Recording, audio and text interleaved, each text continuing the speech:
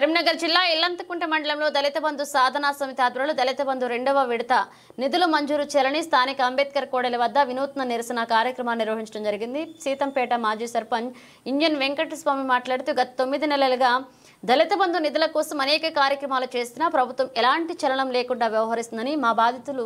బాధ ఈ ప్రభుత్వానికి కనబడడం లేదా, వినపడుట లేదా అని స్పందించడానికి మాటలు రావడం లేదా, 3 కోతుల బొమ్మలను ప్రదర్శన చేస్తూ మోకాళ్లపై మోకరిస్తూ ప్రభుత్వంపై నిరసన తెలుపుతూ ఇప్పటికైనా వెంటనే స్పందించి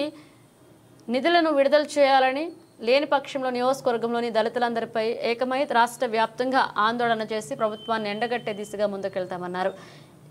ఈ కార్యక్రమంలో దళిత బంధు సాధనా సమితి సభ్యులు కొలుగూరి సురేష్, మందా రాజేష్, కొలుగూరి నరేష్, ఆకాష్, భిక్షాపతి, రక్షిత్, రాకేష్, ప్రవీణ్, సరిత, అర్జున్ పాల్గొన్నారు.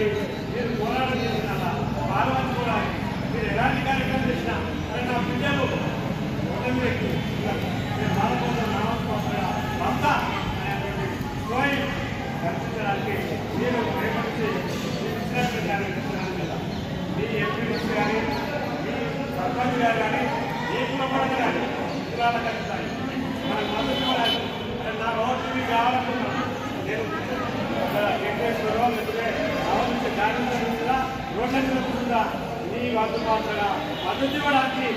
కులాల మోటాల కాదు, ఖచ్చితంగా వాళ్ళకి వచ్చి నాకు మద్దతు ఇవ్వాలని చెప్పి ఓటు చేసి తప్పకుండా రావాలని